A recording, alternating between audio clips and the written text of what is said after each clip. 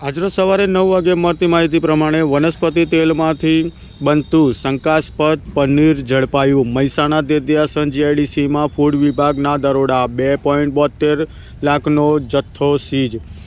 મહેસાણા શહેરમાં શુદ્ધ ખોરાકના નામે લોકોના આરોગ્ય સાથે ચેડા કરનાર તત્વો સામે ફૂડ એન્ડ ડ્રગ્સ વિભાગે લાલ આંખ કરી છે।